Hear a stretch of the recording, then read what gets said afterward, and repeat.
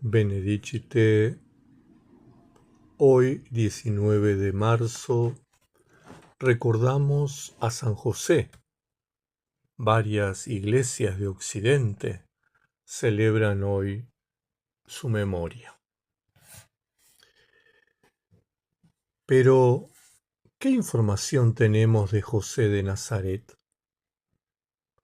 Contamos con tres fuentes: los relatos del Nuevo Testamento, los relatos apócrifos y la reflexión teológica de los padres de la Iglesia. Detengámonos en un primer momento en qué nos dice el Nuevo Testamento. Su nombre en hebreo, Yosef, significa añada, del verbo añadir, y es una referencia al nacimiento del patriarca José. Vean Génesis capítulo 30, versículos 22-24, que dice así: Entonces se acordó Dios de Raquel. Dios la oyó y abrió su seno, y ella concibió y dio a luz un hijo. Y dijo: Ha quitado Dios mi afrenta. Y le llamó José, como diciendo: Añádame, Yahvé, otro hijo. En la era cristiana podemos ubicar su nacimiento en el siglo I a.C. y su muerte en el siglo I después de Cristo. Pero no podemos precisar años ni lugares, más allá que se lo identifica como José, descendiente de David, en Mateo capítulo 1, versículo 20. Según el evangelista Mateo, su padre se llamaba Jacob, capítulo 1, versículo 16. Pero, según el evangelista Lucas, se llamaba Elí, capítulo 3, versículo 23. José practicaba el judaísmo. No era cristiano, no rezaba el rosario, no iba a misa. Era un judío piadoso, fiel cumplidor de la ley de Moisés. De hecho, se lo sitúa en el templo de Jerusalén 2 veces: en el relato de la presentación de Jesús, en Lucas, y en el relato de Jesús perdido en el templo de Mateo, quien además nos dice que era un hombre justo al relatar la anunciación del nacimiento de Jesús. Lucas capítulo 1, versículo 20 al 24. ¿Qué significa que era justo? José no quería encubrir la supuesta traición de María al quedar embarazada, dando su nombre a un niño que desconocía quién era su padre. Pero creía a María y no quería someterla a lo que disponía la ley de Moisés. Dice Deuteronomio capítulo 22, versículos 20-21. Mas si resultare ser verdad que no se halló virginidad en la joven, entonces la sacarán a la puerta de la casa de su padre, y le apedrearán los hombres de su ciudad, y morirá, por cuanto hizo vileza en Israel, fornicando en casa de su padre. Así quitarás el mal del medio de ti. No mucho más sabemos de José. Además de los relatos de Mateo y Lucas, de la Anunciación, la presentación en el templo, la huida a Egipto y su retorno, el adolescente Jesús perdido en el templo.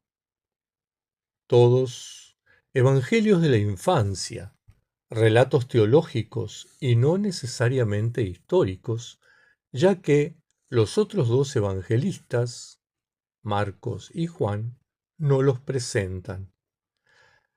Se hace unas 4 menciones más a José de Nazaret, una en Mateo, una en Lucas y 2 en Juan, pero siempre en referencia a Jesús como su hijo, sin aportar otro dato.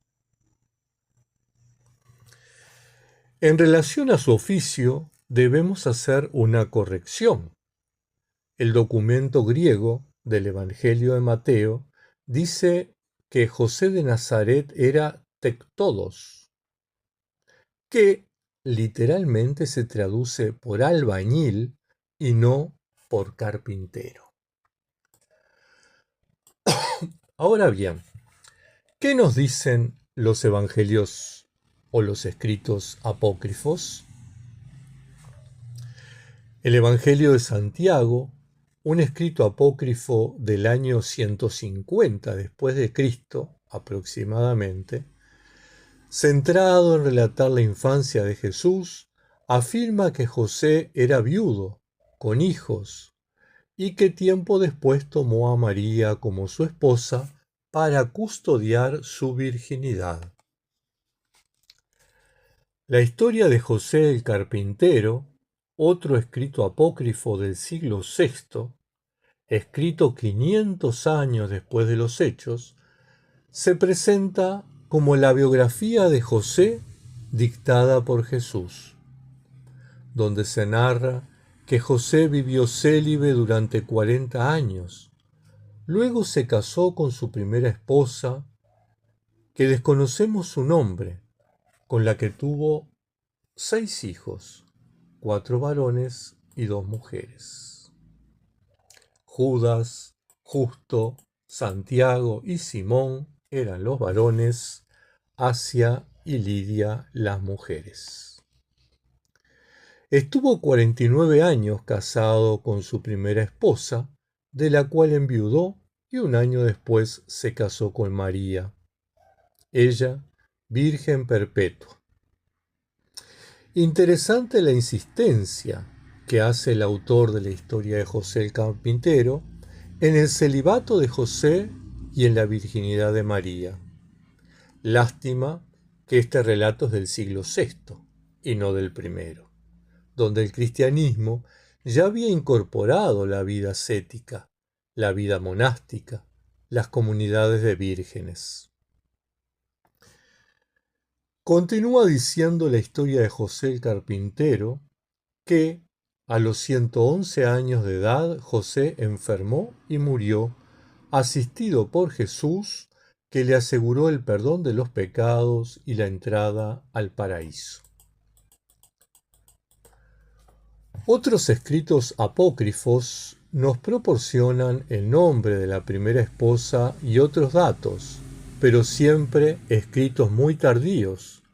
Por ejemplo, el Evangelio latino del Pseudo Mateo, del siglo IV, y el Evangelio de la Natividad de la Virgen María, del siglo IX. En fin, que toda información es muy dudosa. Finalmente, ¿qué nos aporta la patrística? No nos aporta ningún dato histórico, sino más bien reflexión teológica sobre San José en los padres. Irineo de León, Efrén el Sirio, Juan Crisóstomo, Jerónimo y Agustín de Hipona. En conclusión, solo tenemos 5 datos certeros. Toda la otra información es cuestionable. Primero, su nombre. Segundo, la franja de años en que transcurrió su vida, es decir, la época en que vivió. Tercero, que era judío y practicaba el judaísmo. Cuarto, que era albañil. Y quinto, que era justo. Sin embargo, para alguien que aspira a llevar una vida monástica, esicasta, estos datos aportan una información muy valiosa. El nombre. El nombre está directamente asociado a la identidad. Bien sea el nombre del bautismo, bien sea el nombre que recibimos en el momento de realizar la profesión monástica, el nombre nos identifica. Detrás del nombre de cada monje o monja, al igual que en el caso de José, hay una historia protagonizada por Dios y por cada uno. Una historia de elección, de llamado, de respuesta, de misión a realizar. La época. El monje y la monja es hijo de su época. Somos parte de un contexto y, en esta época y este contexto, estamos desafiados a descubrir la justicia y la injusticia, el paso de Dios y el paso de los ídolos.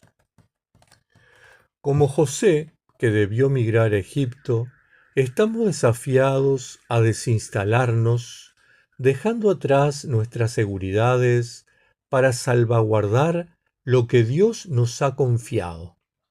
En el caso de José, a un niño frágil que transformaría la historia de la humanidad. En el caso nuestro, la vocación a la que hemos sido llamados, la realización de nosotros mismos en la historia. La fuga mundi no nos puede hacer ajenos a la injusticia del mundo, al dolor de las personas, al sufrimiento de los pueblos. En el momento que perdemos la empatía y la solidaridad, estaremos transformándonos en resentidos sociales, aislados de la historia de la gente, que es historia de salvación.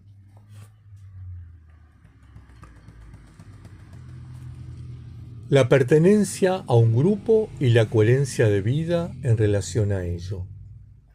José era judío y practicaba el judaísmo, pero hacía prevalecer la razón y la justicia antes que las enseñanzas y prácticas entregadas por Moisés. No entregó a María para que la apedrearan hasta morir, ella y su feto. Incumplió la norma religiosa porque la razón se lo dictó.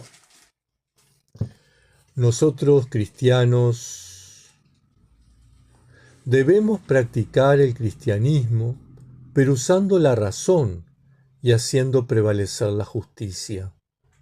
Las enseñanzas y prácticas cristianas que contradicen la razón y la justicia debemos incumplirlas, porque el Evangelio de Jesús es mayor.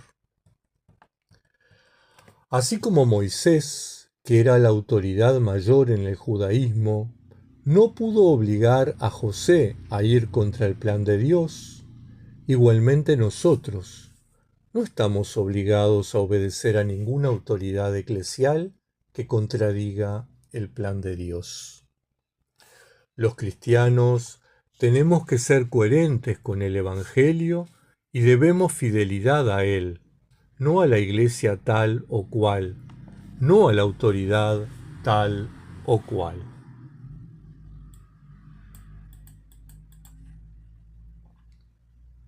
El trabajo.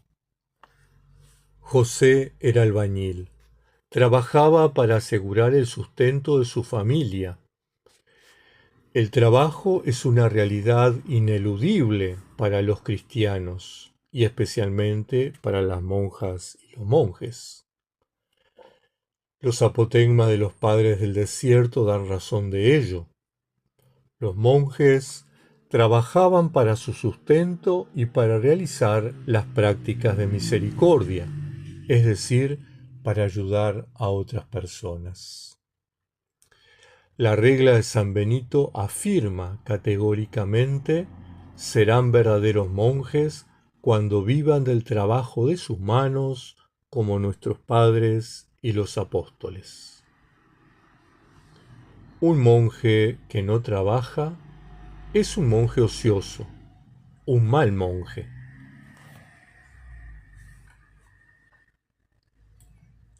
La justicia. Así, Como José tuvo que discernir entre recibir a María con un hijo que él no había engendrado o entregarla para que la ejecutaran como mandaba la ley, el sistema religioso, también nosotros enfrentamos el tremendo desafío de ser justos, de ser justas. Para ello es necesario el discernimiento, entrenarnos en el discernimiento. No es suficiente decir en la Biblia está escrito. Contra esa afirmación escrita en la Torá tuvo que luchar José. Tampoco es suficiente decir la pastora me dijo, el pastor me dijo, el obispo me dijo, el patriarca dijo, el papa dijo. Contra esa afirmación hecha por la autoridad judía, Moisés, la ley, tuvo que luchar José. Es necesario que en discernimiento siempre optemos por la justicia sobre la norma, la ley, la doctrina. En este siglo XXI es importante volvernos a la persona de José de Nazaret para redescubrir la fidelidad al proyecto de Dios.